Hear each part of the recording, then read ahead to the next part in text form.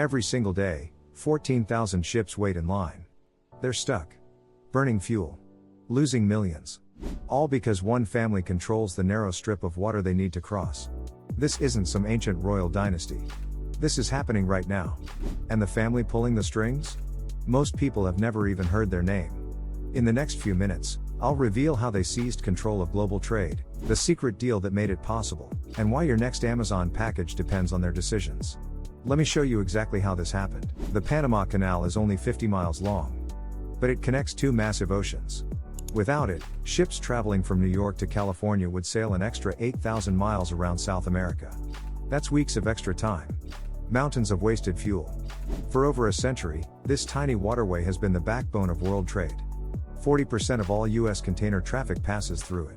Every year, the canal handles over 300 million tons of cargo. We're talking cars, electronics, food, clothes. Everything you buy probably crossed this canal at some point. But here's what most people don't know. The canal isn't controlled by an international body. It's not run by a committee of nations. Since 1999, it's been in the hands of Panama. And within Panama, one family has quietly positioned themselves at the center of everything. They don't own the canal itself. That would be too obvious. Instead, they control what happens around it. Now here's where things get really interesting. Meet the Motta family. Specifically, the Heilbronn Motta branch. They're not flashy billionaires with mega yachts. You won't see them on Forbes lists. But their logistics empire touches nearly every container that moves through Panama. Their company, Copa Holdings, dominates air cargo in Latin America. Their port facilities handle millions of containers each year. And their warehousing networks? Strategically placed at every critical junction near the canal. Think about it like this. Imagine you control all the parking lots around a major highway. You don't own the highway. But every truck that uses it needs to park somewhere. Needs to load. Needs to unload. That's leverage. That's power. The Motta family built exactly this system. When ships arrive at the canal, they often need temporary storage. They need customs processing. They need local distribution. Guess who provides those services? The numbers are staggering. Their logistics operations generate over $2 billion annually. They employ 15,000 people across the region. And because they're private, most of their dealings stay completely out of public view. No transparency requirements. No shareholder reports. Just quiet, relentless expansion. But if you think that's crazy, wait until you hear this. The real genius wasn't building logistics companies. It was timing.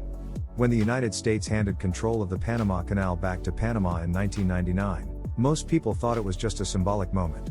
A former colony reclaiming its identity. But behind the scenes, a massive economic transformation was already planned. And the Motta family was ready. They'd spent the entire 1990s positioning themselves. Buying port facilities while they were cheap. Securing exclusive contracts with international shipping lines. Building relationships with every government official who would matter after the handover. By the time Panama took control, the Motta network was already embedded in the infrastructure. Here's the thing about choke points. They create what economists call forced dependencies. If you're a shipping company and your vessel needs repairs near the canal, you have limited options. If you need to store cargo temporarily, you go where the facilities exist. If you need local trucking, you use the established networks. The Motta family made sure they owned those options. But it gets deeper. They also invested heavily in Panama's free trade zone. This zone lets companies import goods, repackage them, and export them again without paying Panamanian taxes. It's completely legal. And it's enormously profitable. The Motta-controlled facilities in this zone handle over $20 billion in goods each year. They charge fees for everything. Storage. Handling. Security. Documentation. Every container is a revenue stream. Every delay is an opportunity. Every ship is a customer who has no choice. This brings us to the most shocking discovery of all. The Motta family doesn't just control logistics around the canal. They influence who uses the canal itself. Here's how.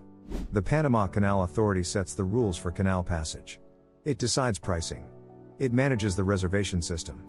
It determines which ships get priority during congestion. Officially, the authority is an autonomous government agency. Independent. Fair. Transparent. But look closer at the board members. Look at the advisory committees. Look at who gets consulting contracts. The same names keep appearing. People with deep ties to the Motta business empire. Former executives. Family friends. Business partners. This isn't conspiracy. It's strategy. It's what powerful families have done throughout history. They don't need to control the throne. They just need to control the people around it. Here's where it gets wild. In 2016, the canal completed a massive expansion. New locks. Bigger channels. The project cost over $5 billion. It let the canal handle massive new Panamax ships that carry 3 times more cargo than before. Sounds great, right? More capacity. Less congestion. Except the Motta family had already built new port facilities designed specifically for these bigger ships. They'd already expanded their warehouses to handle the increased volume. They'd already secured contracts with the shipping lines that would use the new locks. By the time the expansion opened, they had a monopoly on the supporting infrastructure. Every ship that benefited from the bigger canal also benefited the Motta bottom line. They didn't just predict the future. They shaped it. So what does all this mean for us today? First, understand that this affects you personally. That phone in your pocket? Probably crossed the Panama Canal. Your car? Same thing. The clothes you're wearing? The coffee you drank this morning? Global trade runs through choke points. And whoever controls the choke points controls prices. Controls timing. Controls access. When the Motta network raises fees, those costs get passed down. Shipping companies charge more. Retailers charge more. You pay more. But you never see the connection. You just notice that everything's getting expensive. And you blame inflation. You blame supply chains. You never think about a family in Panama. Second, this model is spreading. Look at other global choke points. The Suez Canal. The Strait of Malacca. The Bosphorus. In each location, private interests are buying up the infrastructure around these critical passages. It's the same playbook. Don't own the choke point itself. Own everything around it. Create dependencies. Extract value. Third, geopolitics is shifting. China has invested billions in ports and logistics near the Panama Canal. They're not trying to compete with the Motta family. They're trying to partner. Because they understand the game. Control logistics, control trade. Control trade, control economies. The Motta family welcomes this. More investment means more traffic. More traffic means more fees. And here's the uncomfortable truth. There's almost nothing anyone can do about it. The infrastructure is already built. The contracts are already signed. The dependencies are locked in. Replacing this system would cost hundreds of billions of dollars. Before we wrap up, there's one final thing you need to know. The Motta family is already planning their next move. And it's not in Panama. They're quietly investing in Nicaragua. Why? Because Nicaragua has been planning its own canal for years. A bigger, deeper canal that could handle even larger ships than Panama's expanded version. If Nicaragua ever builds it, the Motta family will already own the logistics network around it. This is generational thinking. Build the infrastructure before the demand arrives. Secure the choke points before anyone realizes they're critical. It's the same strategy that built every great fortune in history. Rockefeller did it with oil pipelines. Carnegie did it with steel railways. The Mottas are doing it with global shipping routes. They're not evil. They're not scheming villains. They're just exceptionally good at seeing where the world is going and getting there first. And in a world that runs on global trade, that makes them more powerful than most governments. They don't need armies. They don't need nuclear weapons. They have something better. They have the infrastructure the world depends on. If this opened your eyes, you need to hear what's coming next. Let's recap what we just uncovered. One family quietly controls the logistics network around the world's most important shipping route. They position themselves perfectly before the 1999 handover. They profit from every ship, every container, every delay. And they're already building their next empire in Nicaragua. This is how modern power works. It's not loud. It's not obvious. It's infrastructure. It's choke points. It's being in the right place before anyone else realizes it matters.